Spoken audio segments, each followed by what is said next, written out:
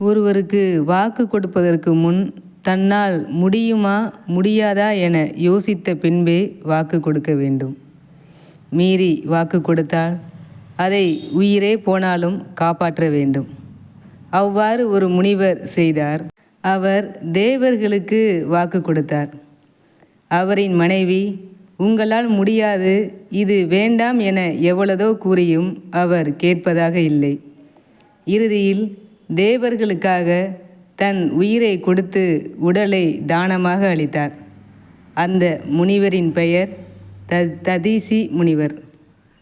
ததீசி முனிவரைப் போல தன் உயிரை பற்றி கவலை இல்லாமல் நாட்டிற்காக போர்க்களத்தில் தியாகங்கள் செய்பவரை கௌரவிக்கும் விதமாக விருது வழங்கப்படுகிறது. இராணுவர்களுக்கு வழங்கப்படும் அந்த விருதின் பெயர் பரம்வீர் சக்ரா விருது. இதுவரை மொத்தம் 21 பேர் மட்டுமே இந்த உயரிய விருதை பெற்றுள்ளனர். ததீசி முனிவர் அப்படி என்ன வாக்கு கொடுத்தார் என்னும் வரலாற்றை தொடர்ந்து காண்போம். ததீசி மகரிஷியும் அவரது மனைவியான லோபா முத்திரையும் காட்டில் வாழ்ந்து வந்தனர். தனது பத்தினியுடன் இணைந்து செய்ய வேண்டிய ஔபாசனம், அக்னிஹோத்திரம், பிதர்கள், தேவர்கள், அதிதிகள், பூஜை ஆகியவற்றை அவர்கள் நியமம் தவறாது செய்து வந்தனர்.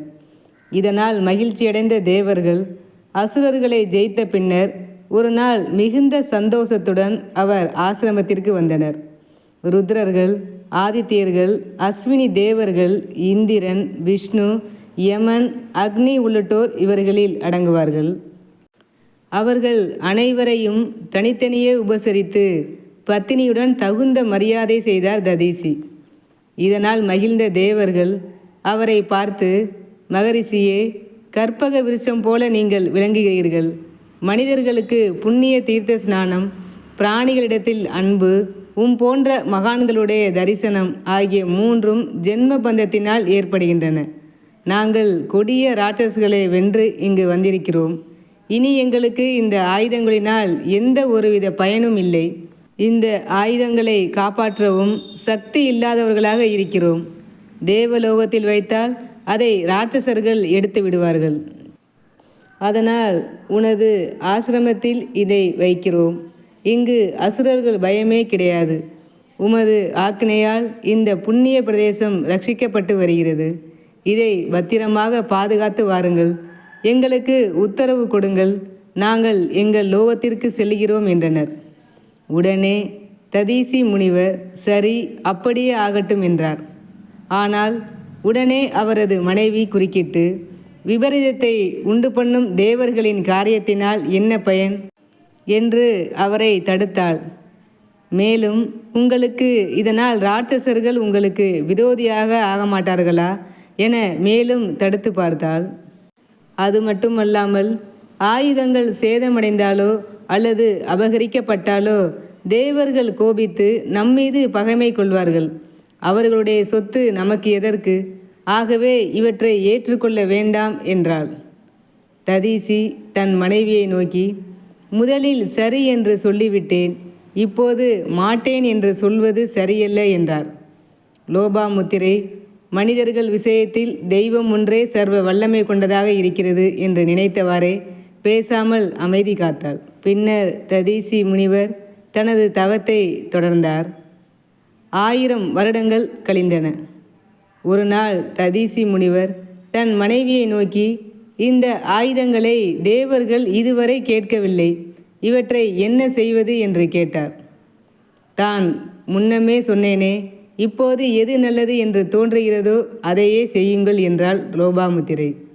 ததீசி முனிவர் வேத மந்திரங்கள் ஓதி புண்ணிய தீர்த்தத்தினால் அந்த ஆயுதங்களை சுத்தி செய்து எல்லா அஸ்திரங்கள் சொரூபமாக உள்ள அந்த தீர்த்தத்தை பருகினார். ஆயுதங்களின் சக்தியை இப்படி அவர் பானம் செய்ய வெளியில் இருந்த ஆயுதங்கள் சிதலமடைந்தன. பின்னர் பல நாள் கழித்து தேவர்கள் அவரிடம் வந்தனர்.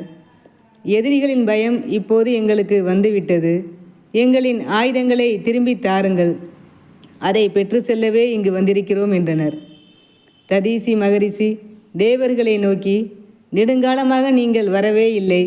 அசுரர்கள் பயமும் இருக்கிறது. ஆகவே அந்த ஆயுதங்களை நான் சாப்பிட்டு விட்டேன் என்றார். தேவர்கள், இப்படி சொல்வது உமக்கு தகாது, நீரோ தபஸ்வி, ஆகவே ஆயுதங்களை திருப்பி கொடுத்து விடுங்கள் என்றனர். முனிவரோ, அவை என்னுடைய எலும்புகளில் உள்ளன, வேண்டுமானால் எடுத்துக்கொள்ளுங்கள், சந்தேகப்பட வேண்டாம் என்றார். தேவர்கள் மீண்டும் மீண்டும் ஆயுதங்களை வற்புறுத்தி கேட்டனர். ததீசி, நான் யோக நிலையில் இருக்கிறேன், எனது பிராணனை சரீரத்திலிருந்து விடுவிக்கிறேன். உங்களுடைய அஸ்திரங்கள் எல்லாம் என் எலும்புகளாய் மாறியிருக்கின்றன, அவ்வெலும்பை கொண்டு அஸ்திரங்களை தயார் செய்து கொள்ளுங்கள் என்றார். தேவர்கள் அப்படியே செய்யுங்கள் என்றனர். பத்மாசனத்தில் அமர்ந்து யோக நிலையில் ததீசி தன் பிராணனை பிரித்தார். தேவர்கள் விஸ்வகர்மாவை நோக்கி ஆயுதங்களை செய்ய அழைத்தனர். விஸ்வகர்மாவோ, இப்படிப்பட்ட உத்தமமான பிராமணரின் சரீரத்தை பிளந்து ஆயுதங்களை செய்ய என் மனம் நடுங்குகிறதே என்றார். அவரது மறுப்பை கேட்ட தேவர்கள் பசுக்களை பார்த்து, உங்கள் முகங்களை உங்களின் நன்மைக்காக வஜ்ரம் போல வலிமையுள்ளதாக செய்கிறோம். நீங்கள் ரிஷியின் சரீரத்தை பிளந்து எலும்புகளை எடுத்து சுத்தமாக்கி தாருங்கள் என்றனர்.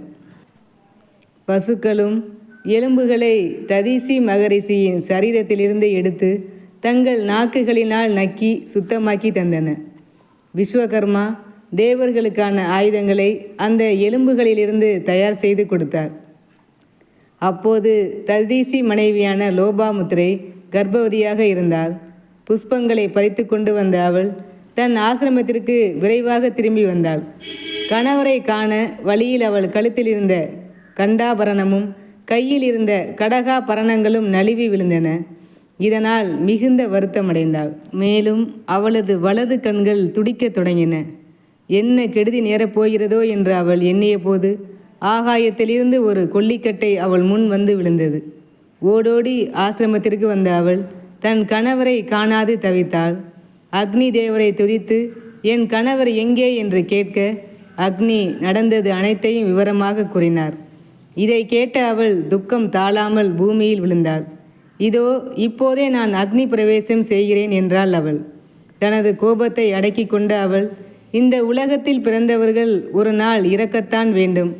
எவர் ஒருவர் தனது சரீரத்தை தேவர்கள், பிராமணர்கள், பசுக்கள் விஷயமாய் விடுகிறாரோ அவரே பாக்கியவான். நான் தடுத்த போதும் தேவர்களின் ஆயுதங்களை காப்பாற்ற அவற்றை என் நாயகர் வாங்கி வைத்து கொண்டார். தெய்வத்தின் திருவிளையாடலை யாரால் அறிய முடியும் என்று கூறினாள். அக்னியை சாஸ்திர விதிப்படி பூஜித்தாள். பின்னர் தன் கர்ப்பத்தை கிழித்து சிசுவை வெளியில் எடுத்தாள்.